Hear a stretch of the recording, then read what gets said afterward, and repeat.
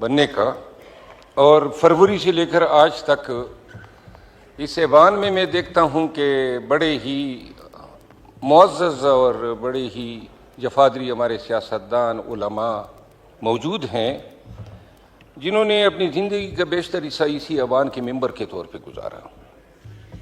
یہاں ہمارے اسپیکر صاحب ایاز صادق صاحب، مولانا صاحب تشریف فرما ہیں، اور میرا آج بات کرنے کا مقصد یہ ہے کہ رانا ثناء اللہ صاحب آئے ہوئے ہیں، تو میں گزارش یہ کروں گا کہ یہ 8 ماہ میں اس ایوان میں آپ نے بھی دیکھا، ہم سب نے دیکھا، ماحول اس طرح بنا ہوتا ہے جیسے یہ نیشنل اسمبلی نہیں ہے، کئی سوتنیں آپس میں لڑ رہی ہے، ہر وقت تانے، ہر وقت تنقید، کوئی پازیٹیو بات ایک دوسرے کے لیے ہم نے کبھی کہی نہیں۔ پورا ملک جو ہے ایک غیر یقینی صورتحال سے دوچار ہیں، سیاسی انتشار ہیں، اور اگر کوئی اسے انکار کرتا ہے، اور حتیٰ کہ جو دلوں کا میل ہے اور یہ جو طبیعتوں میں ضد اور انا گھسی ہوئی ہے، باتوں میں مقابلے آئے ہوئے ہیں، اور جہاں یہ ہوتا ہے تو یہ تینوں جیت جاتے ہیں، تعلق اور رشتہ داریاں جو ہیں وہ ہار جاتے ہیں۔ پاکستان تحریک انصاف کے بانی چیئرمین عمران خان پابند سلاسل ہیں، میڈیا روز کہتا ہے مذاکرات ہو رہے ہیں، یہاں سے کبھی بات آتی ہے کہ ہم تو مذاکرات کر ہی نہیں رہے ہیں، یہاں پہ بھی ہماری طرف سے بھی کہتے ہیں کہ جی مذاکرات نہیں ہوتے ہیں۔ عموماً میری ذاتی رائے ہیں جھوٹ بولا جاتا ہے قوم کے ساتھ، باتیں شروع ہو جاتی ہیں، باتیں ختم ہو جاتی ہیں، لیکن میں جو سمجھا ہوں وہ یہ ہے کہ کوئی بھی مذاکرات تب تک کامیاب ہو ہی نہیں سکتے ہیں جب تک سیاسی قوتیں ایک ٹیبل پہ بیٹھ کے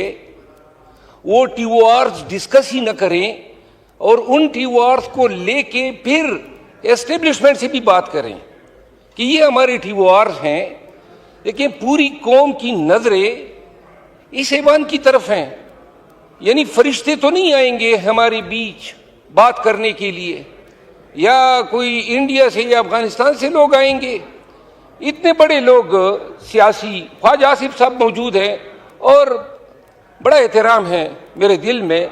لیکن ان کی زبان بھی آگ اگلتی ہے، اور یہ میں نہیں کہتا ہوں کہ ہم جو ہیں بڑے ہی اس معاملے میں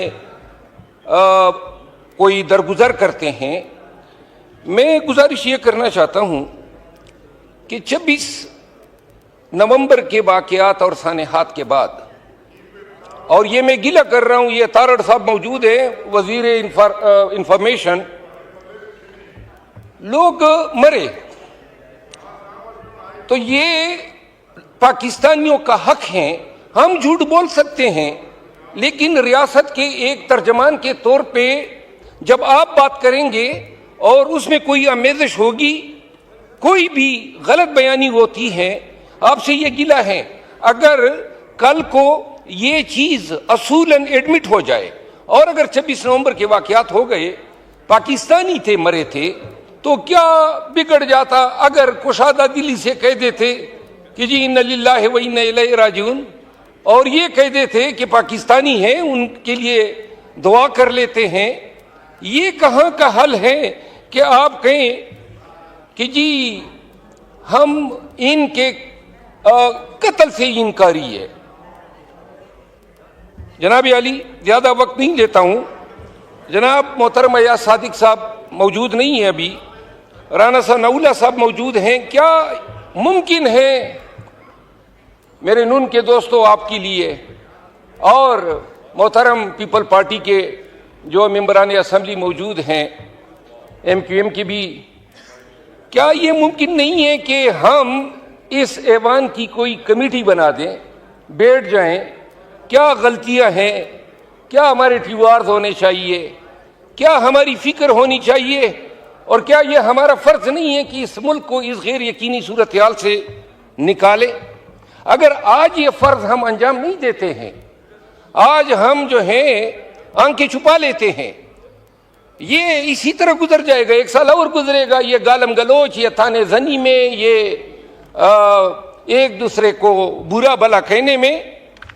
لیکن ایک چیز، ہم عوام کی عدالت میں اور پھر جب جائیں گے خدا کی عدالت میں، مجرم ضرور ٹھہرائے جائیں گے۔ ایوان نے ہم سب کو منتخب کر کے یہاں پہ بھیجا ہے اس لیے کہ قوم کے مسائل کا ادراک کرو۔ اگر کوئی کہتا ہے کہ راوی چین کی بانسری بجا رہا ہے تو جھوٹ بول رہا ہے۔ سرحدوں پہ ہمارے بہت سارے حلقے، میرا اپنا حلقہ، آپ یقین کریں میں اپنے حلقے میں نہیں جا سکتا ہوں، طالبان نے وہاں پہ قبضہ کیا ہوا ہے، اور ہمارے بہت سارے اضلاع میں یہ صورتحال ہے۔ بدامنی ہے، مہنگائی جو ہے وہ بڑھ رہی ہے۔ آج ایک میں no cross talk order house please. یہ صرف اتنا میں عرض کرتا ہوں، کراس ٹاک آپ کریں گے تو پھر اس سے وقت اور زیادہ چلا جاتا ہے۔ رحان صاحب آپ مہربانی فرما کے اس عدالت سے ڈرنا چاہیے جس میں نہ وکیل ہوگا، نہ گواہ ہوں گے اور نہ دلائل ہوں گے، اور صرف ایک اعلان ہوگا، وَامْتَزُوا الْيَوْمَ أَيُّهَا الْمُجْرِمُونَ، اے مجرموں نیکوکاروں سے علیحدہ ہو جاؤ، ہم قوم کے مجرم بیٹھے رہ جائیں گے، آج انا کے خول میں آپ بھی بند ہیں۔ اور کل خواجہ صاحب کا بیان آیا تھا کہ جی پی ٹی آئی کو پہل کرنی پڑے گی۔ اگر ملک کی فلاح میں، پاکستان میں یہ جو آگ لگی ہوئی ہے اس پہ پانی ڈالنے کے لیے اگر اپنا انا کے خول سے کوئی نکل سکتے ہیں تو جناب اسپیکر، میں رانا ثناء اللہ صاحب سے ریکویسٹ کرتا ہوں کہ کیا یہ حکومت کا آفیشیل موقف بتانا پسند کریں گے کہ کیا وہ یہ چاہتے ہیں کہ اس ایوان کے ذریعے سے ہمارے